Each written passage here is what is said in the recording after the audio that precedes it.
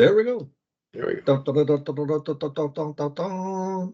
Oh, is that news alert music? I think so. Special edition. I may have a peanut caught in my throat. So, Bob, this is the Bob Dunlop special from Vancouver/Surrey, BC. What is going on? Well, I think we kind of hinted around in pre-production that we are looking at Surrey as the microcosm slash petri dish for Canada.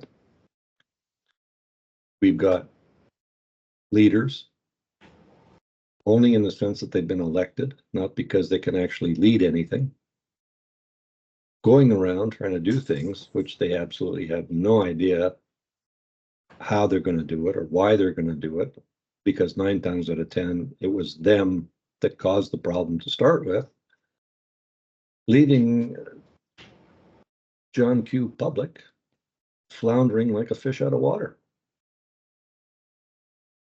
And this goes basically to the stuff that if it's making news down in your neck of the woods, I don't know if it's making news around the rest of the world, but we are littered with a huge explosion in the number, and no pun intended, of extortion-related crime incidences being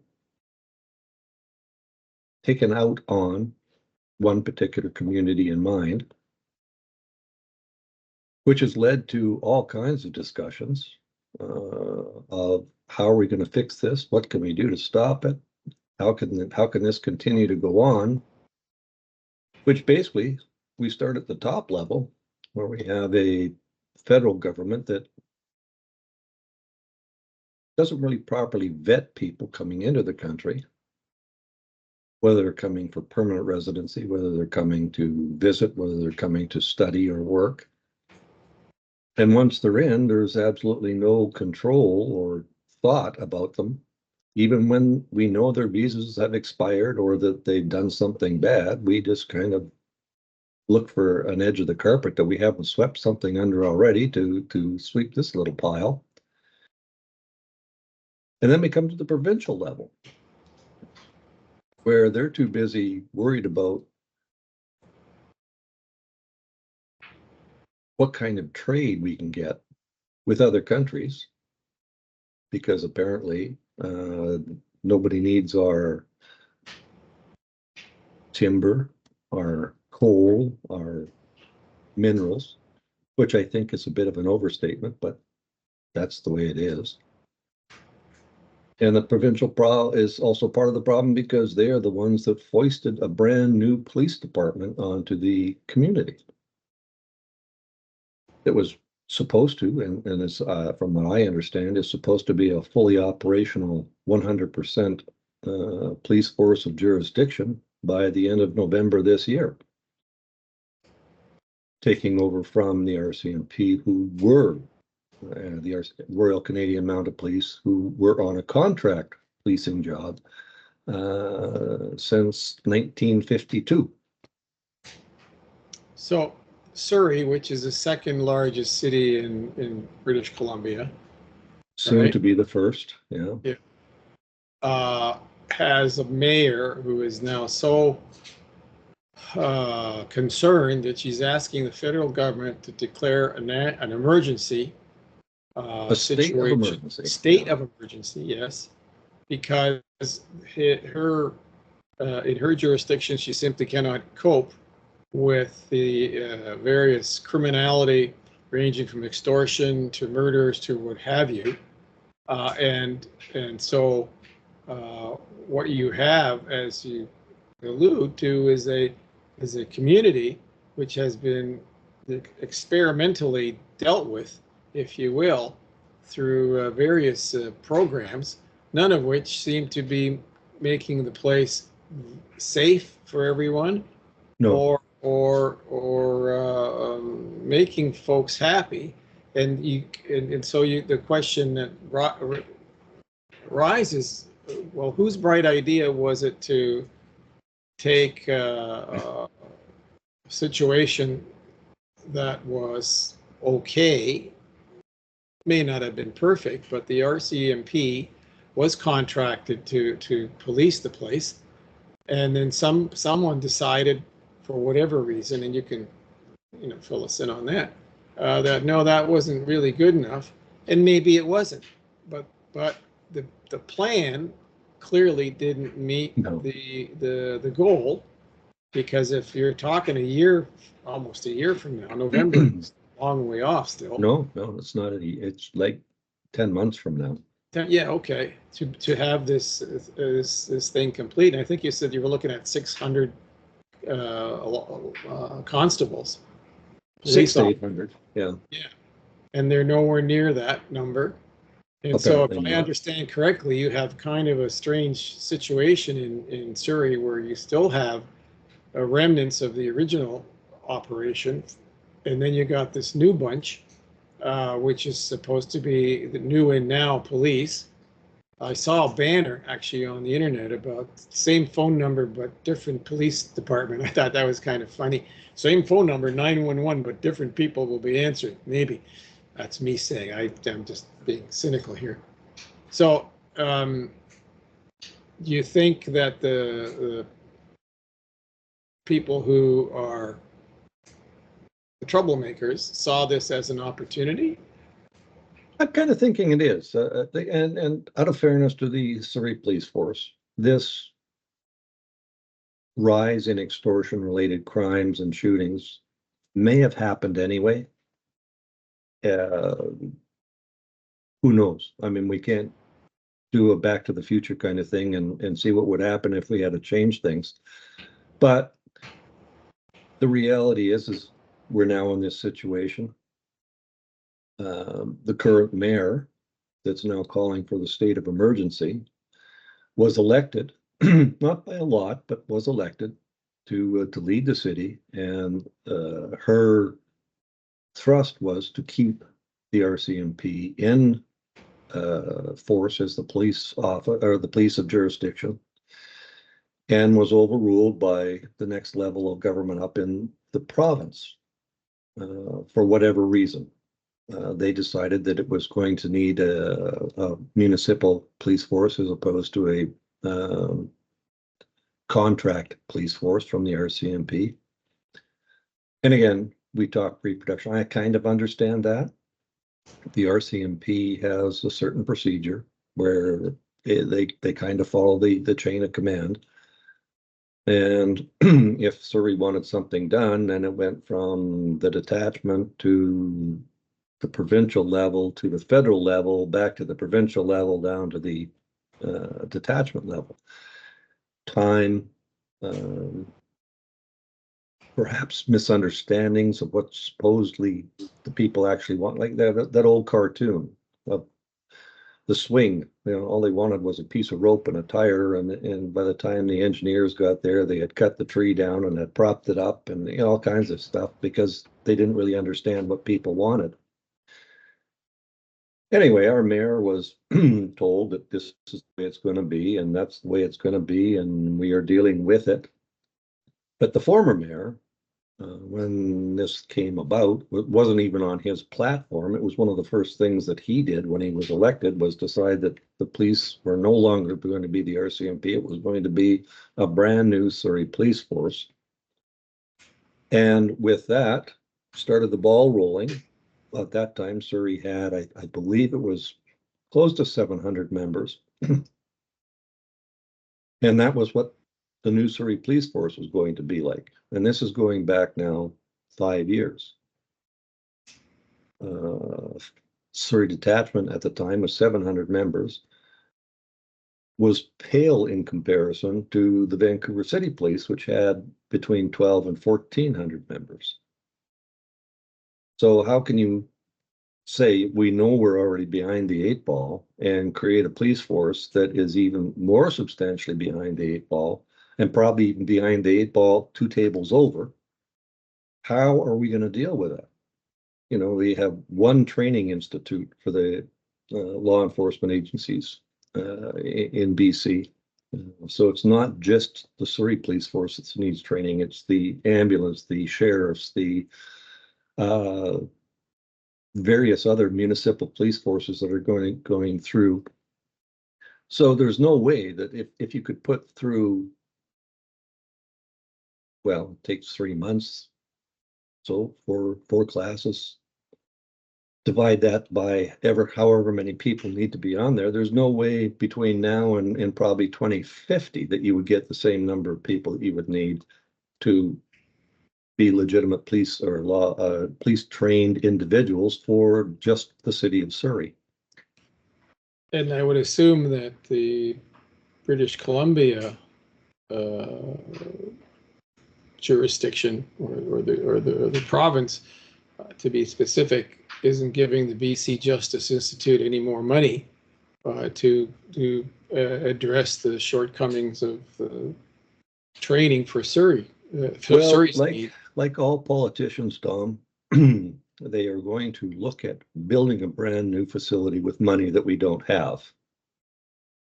So, and then comes the big question. Well, where do you put it? Well, the Lower Mainland has one. Well, why can't we put one on Vancouver Island for all the people that need to be trained over there? Well, there's not the population. Well, there is the pot. So you created a whole new can of worms and a big delay tactic right there to start with. Where are you going to put it? Okay, but to go back to my original question, then, in from what you see, is this crime spree, to use tabloid kind of talk here, this is a homogeneous group, I take it. It's not Thus far, yeah. Thus far, it seems to be particular community driven. It hasn't at this point broken down and gone into other areas.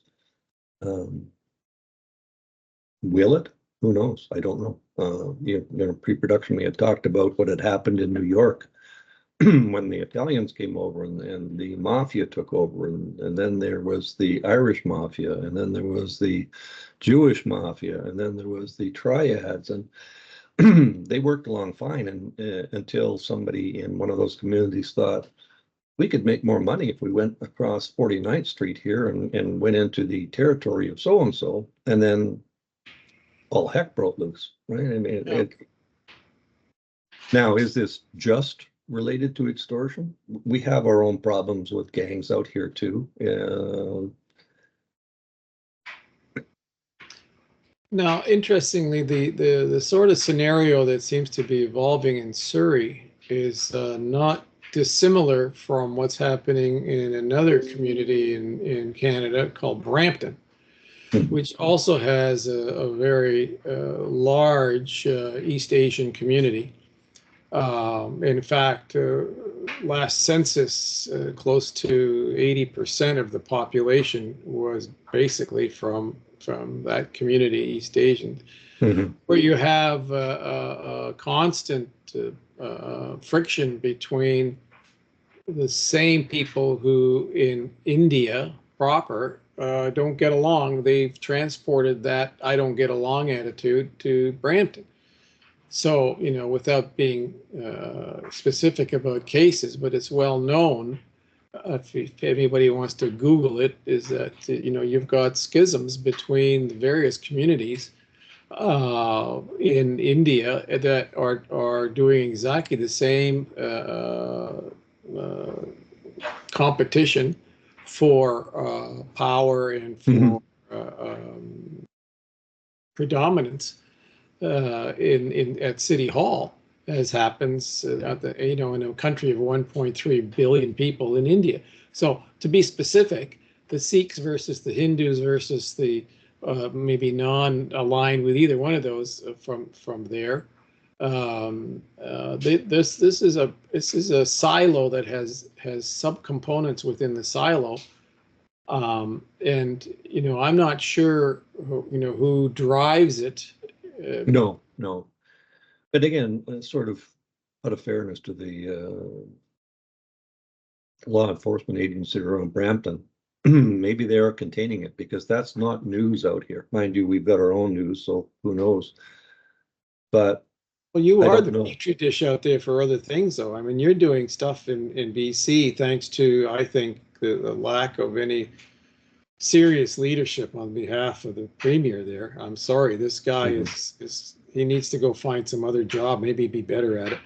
But you know, this thing, the drip thing is really, and for anybody who doesn't know, this is where the province has kind of stepped aside and allowed activists to push an agenda that nobody has ever heard of anywhere else, which isn't based on any legal tenets whatsoever, that Indigenous members of the community have rights to the land that everybody else sits on. So this started off in Richmond, and you can maybe fill in people on what this drip stuff is, which comes out of the UN, I understand. Yeah, the Declaration of Rights of Indigenous Persons, DRIP, I think that's what it's DRIPA legislation. Mhm. Which, I mean, it's a nice thing. It's a nice esoteric term. It's a nice to have. Wouldn't it be wonderful if we all got along and there was no war and everybody was in world peace? Kumbaya. Kumbaya, yeah, like a Miss America pageant. But that's not the way it is. You know, we as settlers, you know, I really don't think we came over to conquer people. We came over as settlers. Did nothing more than what a lot of these native did when the Haida came down from Haida Gwaii to Vancouver and made war with the tribe that was there and took prisoners and slaves and conquered their land, kept their. Oh, So I mean, it's it's been going on well before the 1700s when the first white man, excuse my terminology, arrived on these shores. You know, it it's part of human nature, and you know, I guess I have to question it. If I, as a white man, can't say the N word, why can a black man say that? If I am a colonizer and an oppressor because I'm a white man, why do the same standards not get applied to a native person who did the exact same things?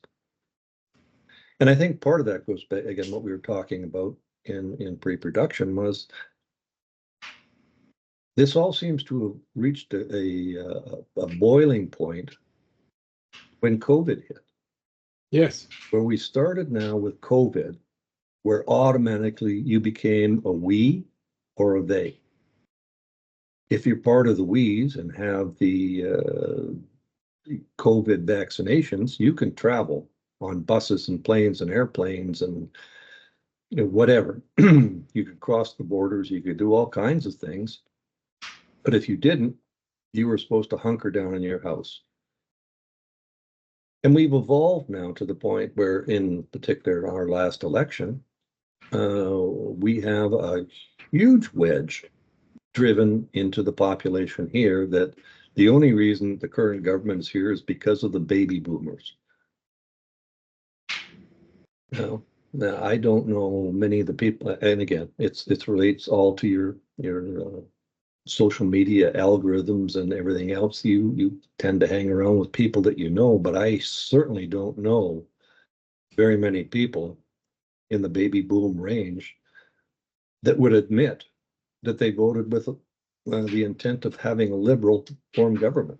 I, you know, I've heard of people who were dyed in the wool liberal people who voted conservative because they didn't want it. So I don't know. We as a general population in this nation called Canada had better learn pretty quick that we got to get back on the same page, that it's not a we they. And even in the United States, you know, well, I'm not going to go to the United States. Well, did you go to the United States before? It's usually the question I ask. And well, no. Okay, so that's your choice. But don't tell me I can't go, or don't call me names because I choose to go. You don't know why I'm going there. You don't know anything about that. So yeah. Yeah, but that's part of the effort to stay in power. The the Trudeau government and their machinery, the Liberal machine, was very, very, very sophisticated in the sense that it was able over 10 years to corral the media with money. They got rid of as many obstacles as they could legally and legislatively to permit essentially almost 3.5 million people to come into this country post-COVID, which filled up every Tim Hortons. I mean, these are not stories. These are real problems that developed from urban centers to the smallest towns that were inundated with unskilled workers and whatever. But what was the purpose behind all that? Well, it certainly wasn't good leadership. It was just, I think, a very malevolent approach to staying in power. And if you remember, they went from a majority government the first election under Trudeau, and then they went successively to minority governments after that. They could once I think the people saw what was happening here, they weren't going to give them the same deal. And just to recount a little history, because right now the media will tell you if there's an election tomorrow, the Liberals will win a majority government because they're so far ahead in the polls because this fellow who's in charge right now is just doing such a magnificent job. Well, my recollection before April of last year, the polls all said that the Conservatives were gonna kick their butts because the people have cottoned on to the game here.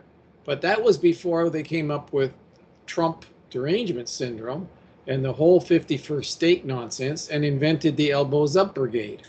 To me, the elbows up brigade is like Trump's MAGA crowd. They'll believe anything they're told. And, they make up about, 20% of the population by and large. And as far as the parliament is concerned, their 30% votes make the rest of, they run the country with 30% of the vote because 70% did not vote for those people. But those are structural problems we have as a democracy, and that's a whole other topic. But now we're being told that by a media that legacy-wise, but not social media, that if an election is held tomorrow, that this will happen. As I said in pre-production, I wonder if we're not being taken again to the cleaners here, because if I'm to believe those polls, then okay, that's going to happen. But that didn't happen the last time around. In fact, the guy who runs the opposition party lost his own seat because his own riding was gerrymandered so that his votes were destroyed. His base was destroyed by an annexing, obviously, a liberal section of the riding who worked for the government and weren't about to lose their jobs. Supposedly, would he be elected? So, again, you're looking at a very clever, manipulative leadership. I don't, never underestimate what these people will do. No. But on the other hand, don't overestimate their competence, because what goes on in Surrey is basically a lack of competence from one level to the next, and I would dare say all the way to the top. Because and again, I'm 3,000 miles away here, okay? But we do have the internet, and I can read the Vancouver province, and I can see what's going on and watch CTV locally and this whole Surrey thing. I mean, there's something not right here. Especially, well, again, this also goes back to, I think, even pre-COVID, Surrey was a very homogeneous community. Very rarely did you see a person other than a Caucasian. And it started to change, which is fine. We had the Asians come in, and it's taken them quite a few years to learn about being a homeowner, where you have to cut grass and you have to plant trees and all this kind of stuff. But they're doing it. And then we started to notice the increase in, well, we've always had a huge South Asian population here, and really I'm happy because without them we wouldn't have a lot of our berry farms or farm marketing, all that kind of stuff. They produce that very well. But in Surrey in particular, there's more and more moving in. We're seeing a lot of blacks in the community. Fine, Muslims are coming in the community. And I think part of this comes from what you had mentioned before, was that are these the people that came over as unskilled workers and are now moving to an area, hoping for something better, looking for something better, not finding it, which goes up to the top level of the governments. Yeah. But well, I think basically you hit the nail on the head here. My view has been particularly since the COVID business, is that the immigration flows were designed to bring the underclass of various groups in. It didn't matter what part of the world they're coming from. They were unskilled, very basic educations, mostly men under 25, and for reasons I don't understand, other than the incompetence of the people who dreamt this up. Because if you look at other jurisdictions that have done the same, let's be clear here. What the Liberals did was cookie cutter juvenile, varsity juvenile level is what the Biden people did. Except they had 20 million people that kicked the southern border open, and the rest is history. And we don't have a border. What we have is airlines, and we basically issued permission for a huge underclass. We weren't inundated with doctors and engineers and chemists. And that's true. We were inundated with low skilled, and I call them the underclass, who were able to lay their hands on a couple of $1,000s and get to Canada. Okay. True. That's I will raise one point though. And they were abused, I might add, by the very people that promised them all sorts of stuff to come here. Oh yeah. But I will say, and I also wonder how much this plays for the skilled people that came over, the doctors, the nurses, the engineers, the people that have had high education, hoping maybe to do better to things. I mean, we've got a couple across the street that are, he's working in a pizza parlor right now because he can't be a doctor, which he's trained to be, because he has to get, I forget what it is, $10,000, $20,000, whatever it is, to be able to, one, write the tests, and two, do upgrading to meet the skills. So here's where I say the incompetence takes place at the very top, because because you can't tell me, well, maybe you can tell me, because if you're incompetent, they don't know. But if you're going to recruit that level of skill and experience to the country, doctors, engineers, chemists, whatever, but from the federal level, issuing these visas, like checking off a box. Okay, I've got this many lawyers and doctors and whatever. When they get to BC or Nova Scotia, Alberta, or Saskatchewan, but they're never going to work there because the province isn't going to give them permission, because the associations, the unions, the societies that govern those very, very high level, high skilled, high education, well remunerated positions aren't going to let these folks just kind of show up and start cutting into their business. No. Okay. So that was not incompetence. That was more than that. To me, that's an evil leadership that really wasn't worried about what happens to those people. Those people are your guy making pizzas who should be in a hospital caring for people. That guy's been lied to and screwed over. Okay, Yeah, and but the I very think people who are the supposed leaders of this kind of know better. They're the ones who are going to tell us, how they're going to kick Trump's butt, and we're going to be buying our own stuff and become, world leader. Anyway, I really digress for a second. You know what I'm there's saying? two things that go with that also, Tom. The same people that are bringing in, whether they're skilled or unskilled, refugees, self-selected immigrants, whatever you want to call them, are coming in and are be accepted because the powers that be here have this big dream that by 2100 we're going to have 100 million people in Canada. Yeah, right.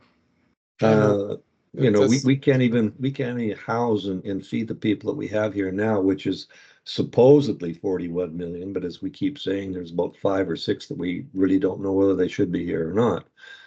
The second side of that coin is that if I am a skilled professional, and people will have to bear with me here because there's no way that I would fall into that category.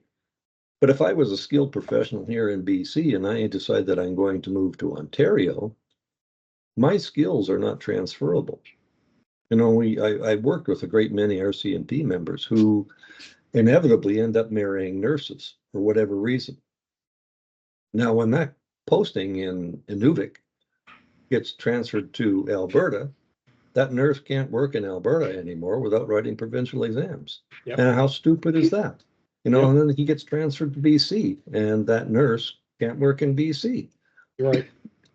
But you see, but that's why you got a problem in Surrey. Mm-hmm.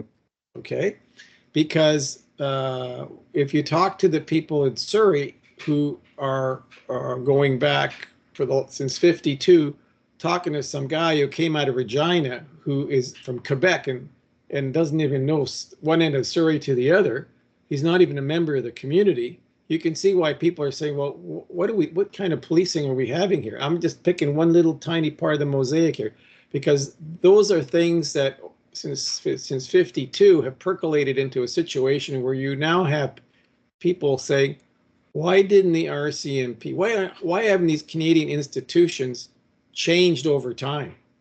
Okay, the argument you just made about the nurse that can't work in Alberta because those credentials aren't transferable. Why weren't they transferable? What was the federal government doing as the smarts of Confederation with the provinces? Well, the truth being, human beings are very local.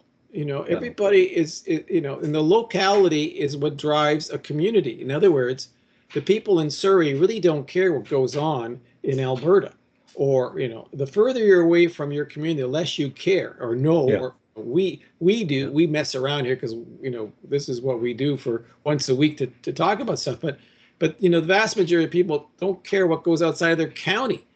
But if you're going to have a top-down approach, and that's what's wrong with leadership in this country, in my view, is that we got way too much of this stuff where some bureaucrat in Ottawa decides what's good for me here in southwestern Ontario. I don't want to. They don't know what they're talking about. And I was a bureaucrat in Ottawa, and I traveled across the country many, many times, and I realized I don't know what I'm talking about, because when I talked to someone in Charlottetown about what they had a problem with within the ministry I work with, it was like, what are you talking about? Because that local issue overshadowed anything that I was bringing my wisdom from Ottawa about. Well, we in the federal government, we know how to. No, we didn't know poop. Come on, let's get serious here. That used to be the old joke. I'm from the government, I'm here to help you. That's right. Now, that's not to say you don't need it. Yeah, no, let's not pretend that there's no need for a federal government, but it hasn't matured since 1867 into something that really is able to grasp what is wrong at the community level from coast to coast here. We wouldn't have a secession movement in Alberta if the people in Ottawa would pay attention to the people who've had enough of this top-down stuff.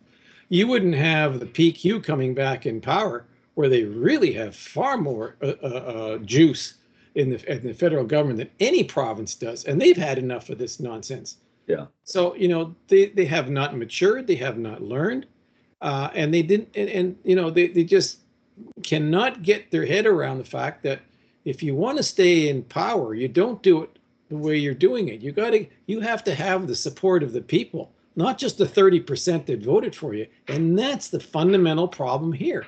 In Surrey, little Petri dish is exactly that. Because if the RCMP was somehow more focused on its local contracting, then they might have been able to survive the changes of the last 50 years, but they didn't. They still insist on operating like a cavalry unit, where you have the sergeant, the inspector. You went through all these different ranks before. Okay, but this is not where we are. You know, if you talk to someone from another federal jurisdiction, whether it's the German system, which is a federal system, or the FBI, for example, the American, you don't have FBI guys handing out parking tickets in Memphis. That's not their job, you know. But the RCMP wanted to do all those things. They never really, over the last since WW2, they have not really understood that the world has changed, and they really didn't grasp that you have to not only work local but think local. They don't think local. They have this hierarchy they have to work through. I will support a few, because I did know in Surrey in particular that there were a lot of initiatives that were brought up and worked very well. What we call District 1, which is like a very low income, high unhoused masses. The sergeant that was in charge of that particular district started new things where, you know, they went out on foot patrol. They went out and they had arranged sea cans to get these people to you know, to get them off the streets. They had showers and things put in. They had a laundry thing put in. You know, and it proved very well, but then, you know, the sparkle ran off of it, and the money dried up. Well, not just that, but he's not invested in Surrey. He's invested in his career, and his career may ship him. Perhaps, but he also did that to. I mean, he was an individual that could walk down the streets, and the people were happy to chat with him and talk to him, and you know, if they noticed a problem, they went right to him. So, you know, maybe a rare bird who was thinking beyond. Obviously, he went up in the ranks because he was a sergeant, but the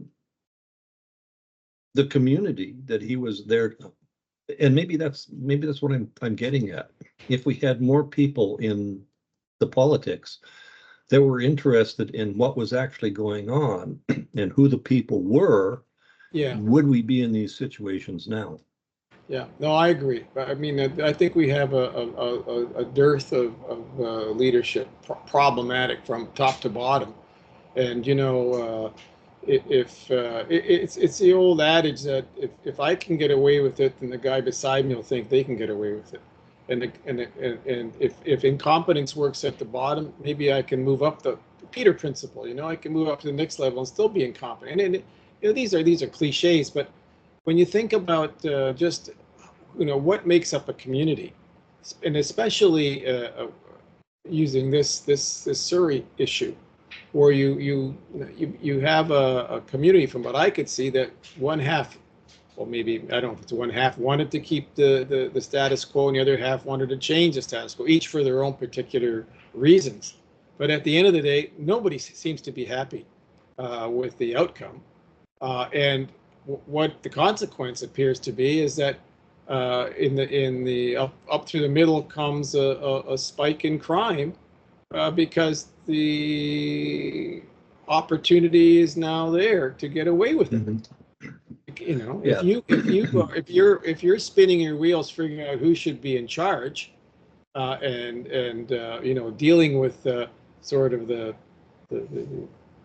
outside interests of powers that be, and you know, the politics of it, the bad guys, they don't follow those rules. They go, boy, these guys are they're leaving the door open for Yeah. me to do whatever. Mhm. So Well, and we've known that all maybe along, Tom. might be a simple view of things, but that's how I see it. Is Well, it's not really simple. We've known in particularly the jobs that we did that we are probably one or two steps behind a criminal anyway. You know, by the time we catch on to what they're doing, that they're finished with that and they're on to something else. Um, so if you even have the slightest appearance of a crack on anything, that's certainly going to be exploited and used to somebody's advantage for disadvantage. Yeah, yeah. Well, the whole business of governing is not a static kind of thing. It has to evolve with the times, whether it's the technology that makes you evolve, or whether it's the diversity of the population that makes you evolve, or there's all sorts of reasons. But my gut feeling is that somehow or other, and you hit it, COVID is exactly right. We stopped thinking. We went dead in our tracks into a kind of a catharsis of leadership that got drunk on power, clearly at the top. And then you have the underlings who thought they could do exactly the same thing. And so you see the principle of, well, if he gets away with it, I can get away with it. well, that's true. That and you sit back and you think the old adage, divide and conquer. Oh yeah, well, very And that's much what so. they're doing right now. They are just driving us apart At all levels. And at all levels. Yeah. and I'm not going to just blame the Ottawa cabal. I will tell you the same thing happens right here at the provincial level, and it happens Mhm. in our own municipality where I live right now, where there's stuff going on that, and people are hunkered down. I find that, generally speaking, apart from being dumbed down, which is part of our problem in Canada for the last 30 some years, is that most people are tired. They just have had enough of the bullshit, the lies that they've been told. Every time there's an election, there's promises made. None of them are kept. You just end up paying higher taxes, with expectations are very high, but accomplishments barely get off the ground. And even if they do, people are so tired they're going, yeah, who cares? Mhm. Even things that look like they're positive are just by the time they get to be looking like a positive, people just don't care. They're moving on to something else, or not at all. And so it's I think one of the reasons why as Canadians, we're so obsessed with seeing how things happen in the United States and how bad it is or whatever. It's because we don't want to look at ourselves in the mirror and say, well, we're not that smart here. We need to clean up our own backyards. Mhm. We need to take our own elected representatives to task and give them a good swift kick in the butt. But Yeah. it's at the moment, and certainly for at least a decade now, it's just been easier to scream at the boogeyman to the south of us, and to pontificate about those people are so stupid. We're so much smarter. We don't have those problems. Yes, we do. Well, we do. And We can still. and some of those, let's just take criminality in this country.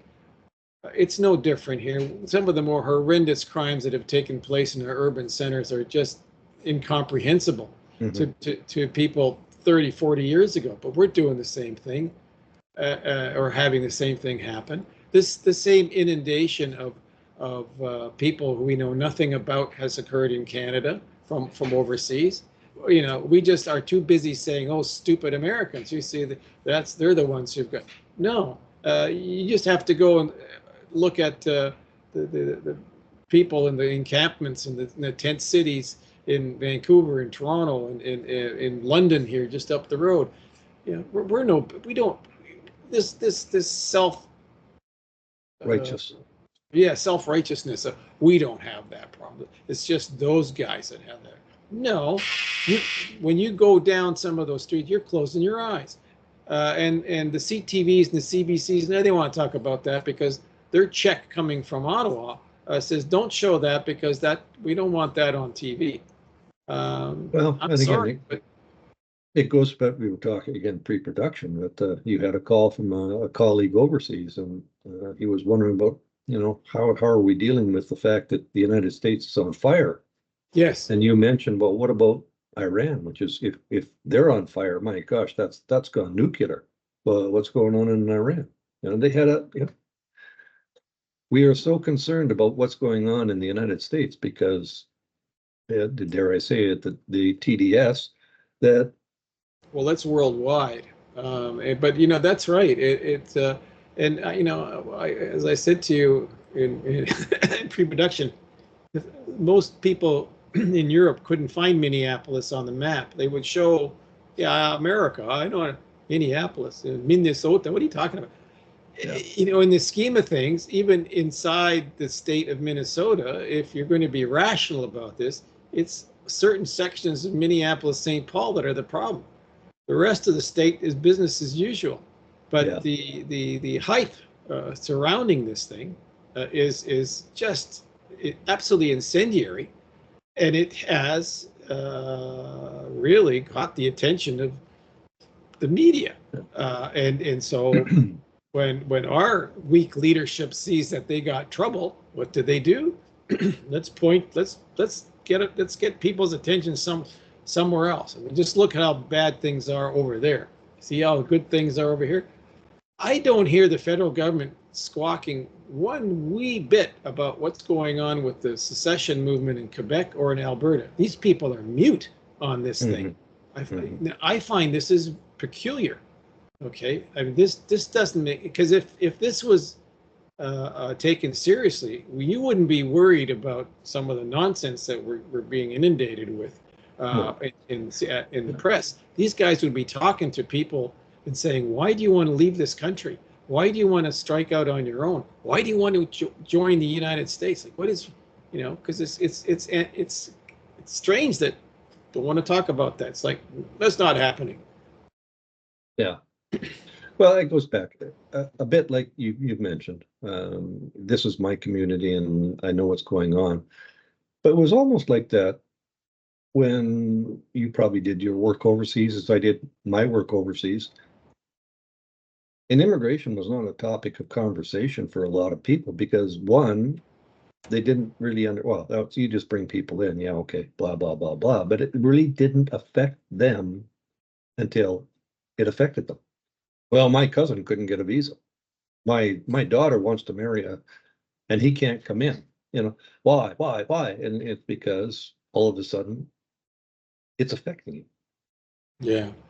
And that's the way it is, kind of the way Surrey is in particular right now. We're looking at this as a Surrey problem, and it's not. It's a country problem. No, it's a Surrey problem insofar as it's now sort of squeezed into Surrey, and you've got a mayor who's throwing up her hands clearly, saying, "I need help," and she's not going to get it from Victoria. She's going to get it, she thinks, from Ottawa. Well, I got bad news for her that there's not going to be any help coming from Ottawa for all sorts of reasons, both legal and political. Well, that there will be talk of help. They might form a committee to look at the situation. Someone will get some committee job, yeah. Yeah. And I say that facetiously, but I mean, the joke that we had when we were in the service was, yeah, let's form a committee, but make sure that there's 13 people on the committee so we can never get an agreement, That's right. because we can keep this committee going for maybe 5 or 10 years. And then by then, it'd be about my pension time. So People think that we're being, what's the word I'm looking for? jovial. Yeah, or not very serious, but it's true. The government creates more government. It doesn't. Yeah. Sadly, it's one of those things. But the Surrey situation is like we said, kind of the petri dish of what happens when you have leadership that doesn't pay attention. from the top down and from the bottom up.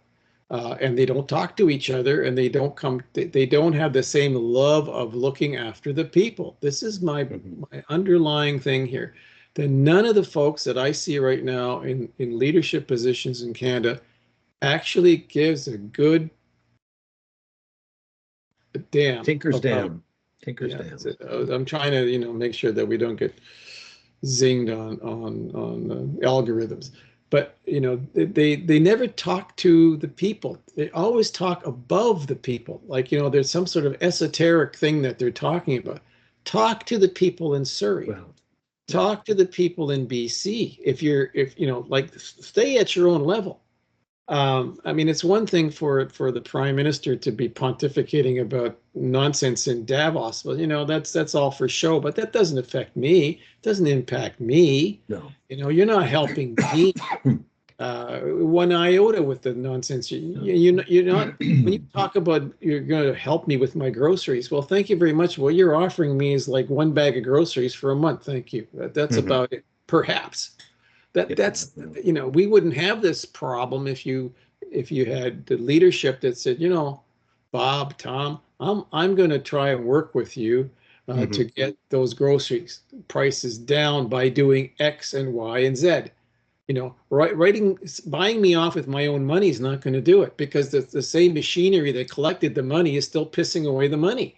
Okay, we don't need the machinery to basically collect my money and give it back to me and tell me I've solved your problem on groceries, because that's nonsense. Only an idiot would believe that.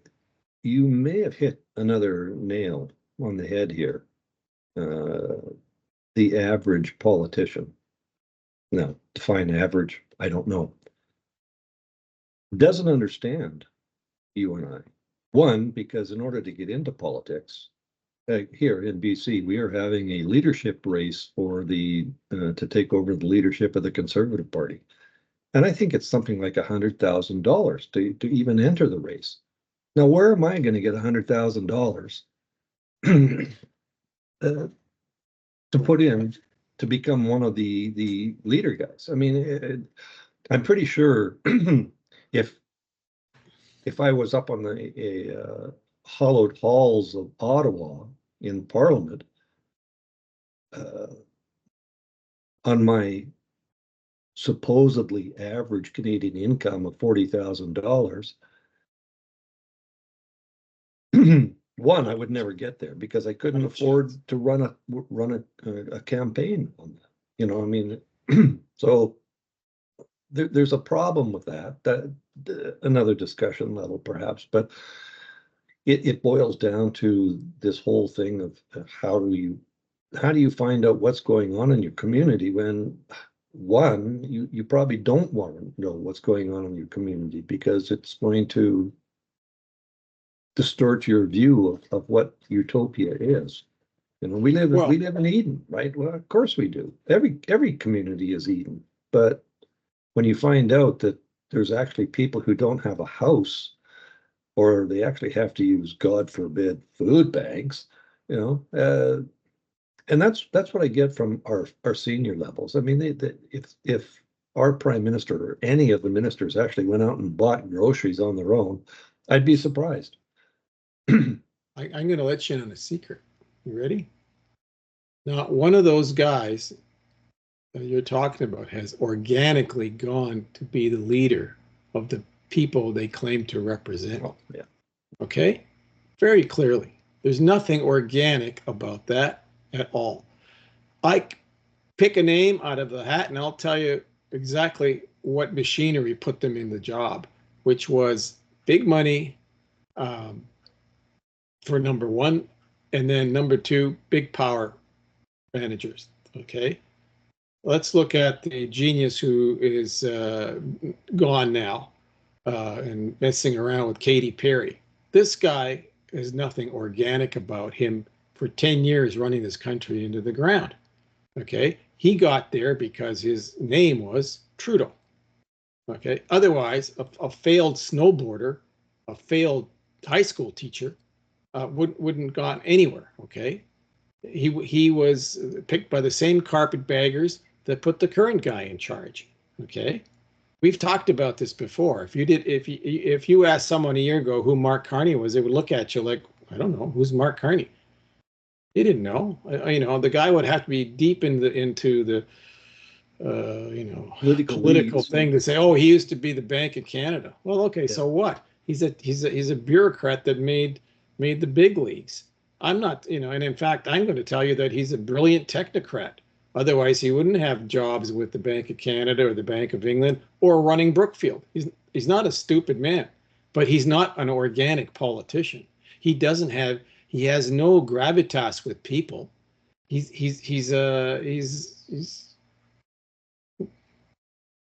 boring at best, and anyway, it doesn't matter. My point is, I'm a loss for words because the guy doesn't inspire me. Leaders inspire. Leaders have, they have people around them who say nice things, positive things because they believe it, not because they're part of the party machinery. Mhm. All right. I guess that The goes jokers back, that right? are around this guy are the same hacks that were before. Now, again, I'm maybe going to put my foot in the fire here, but the individual that comes to my mind for the age that I am is a guy by the name of John Kennedy. And, I don't care if you're a Republican, I don't care if you're a Democrat, but he inspired you. Well, he inspired me. Who would have thought if in one of his inaugural talks that he said, we're going to put a man on the moon. I mean, that was dreaming beyond what we'd even thought about, simply because the Russians had put up so there was a bit of playing around going on there. Well, you did that, so we're going to do this.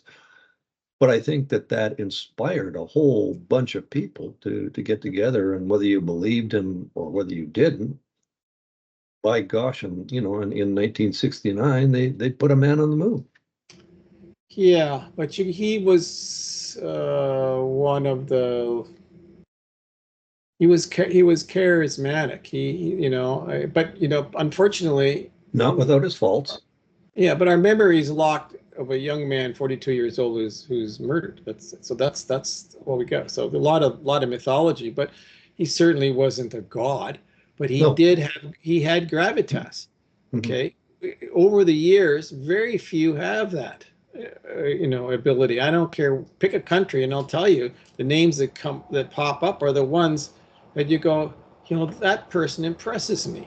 Mhm. I think of people like Margaret Thatcher. This Mhm. woman knew how to talk to people, knew how to piss them off at the same time, because remember she had some dark times with the unions and the coal miners and all that. But his history is kind to her because she did have an ability, and a woman, I might add, which was rare for that time. That time, yeah. Well, the other Okay, one that comes to mind is Golda Meir. exactly. Yeah. Okay, think what you like about her, but she had people who gravitated around her. Mhm. But so, but we have mechanical power structures that are driven or fueled by money, and the carpetbaggers, if you will, like I like to call them, pull these people up and throw them into jobs, and that's it. And then here we are in a very sophisticated, very complicated world where we don't know what's true and what's not. Now we're on top of which we have this whole AI stuff. I mean, there's things you see on the internet. You go, boy, that looks real. Damn right, it couldn't possibly be real. Mhm. And you have a lot of very poorly educated people. They may have gone to school, but they didn't learn anything, it appears, but purposely dumbed down because we have Hollywood, deciding almost globally what's real and what isn't, in terms of politics. And we think that the Star Trek stuff is real. It's not. It's nonsense. Uh, but we're kind of all over the map here for a second now, but it just tells you that you're looking for inspirational people. I see nothing inspirational about Trump. I see nothing inspirational about Carney. I see nothing inspirational about those jokers over in the EU, the whole lot of them, because all they want to do is start wars with weapons they don't have to kill people they don't like, which is just really nuts. But again, I digress. So, where are the people that you say, I like what this woman is saying because she talks to me and understands my problems, or I like that guy because he said he was going to do X and he did it. He didn't come up with excuse Y, and made some story. We are missing that. Like I said, very much so. Yeah. this organic thing is missing, which is why when we go back to thinking about what aren't you paying attention to in Ottawa and elsewhere, you're not paying attention to the people in Quebec and the people in Alberta, because those are organic movements that are saying we've had enough. And if they get a charismatic guy or gal who leads this, it's done. Okay. Well, then there's again, it's going to have to be a very thick-skinned, charismatic individual, because that once this starts to take a life of its own, that nice. individual will be the focal point of everything bad. And of course. But if they really are true to their cause and are surrounded by people who will protect them, then that's okay. But if you don't want to pay attention to what's going on, then we're doomed. That's why I say we have not really changed the Confederation itself has not evolved to the point where it's able to deal with this problems of 2026. We're still thinking, back in the 70s. 1867. Well, no, but I think really, once the Constitution was repatriated, we seem to, that's 83. We've stopped. We've not done reforms. We've not thought big. We've not made people, like they keep talking about patriotism. A good healthcare system is not something to be patriotic about. What are you talking about? That's the administration of government. That's got nothing to do with how you feel inspired about the country you live in and the people around you and the traditions and the culture and whatever, whether it's multicultural or not, doesn't matter. You have to embrace it. But if you're told to do it because that's what makes it good, then that doesn't work. You can't be forced to be acceptance of a culture or of a tradition. If it's not there, you're done. And that's what we have not built on those. We tore them down. Not we, a certain group. And now we're sitting around. Well, now what's wrong in Surrey? Well, because you're not talking to people who know what's wrong in Surrey. Okay, you're talking to someone who is asking for help in Surrey because they've run out of options. Like, who does she talk to? Can't talk to your premier. He's out wherever the hell he is. And she's asking for someone 3,000 miles away to come there and save the day. Like we said earlier, ain't going to happen. Not like that. Yeah. So tough times ahead. It'll be interesting to see where it ends up, how it's going to end up. But yeah. But we probably should move along, because we were going to make this a short one, and here we are, like a gazillion hours in already. I know. But it's good to talk over the fence, even though it's pretty an electronic fence. Electronic fence, exactly. All right. Well, this was supposed to be a special edition emergency. Here we are on a Wednesday. It's not like us. Yeah. Anyway. I hope, once again, that we've struck a nerve. I hope that it's really stopped and made you say, hit the like buttons, comments, for, negative, buy us a coffee. Heck, yep. At least we'll know that you're out there listening. Well, apparently some people are listening. I'll get some stats for our next broadcast. We had a couple of spikes, so I think we are hitting some nerves, maybe. Maybe. We'll see. That's for All sure. Right. Listen, look after yourself. You too. We got the fireplace going here because it's -17. for folks in the U.S., which is Celsius. Cold. I won't say anything. Yeah, it's a shriveler. Yeah. Yes, indeed. Well, have a good evening. Go enjoy a hot cocoa in front of your fireplace, and I'm thinking about it. See you later, as they say.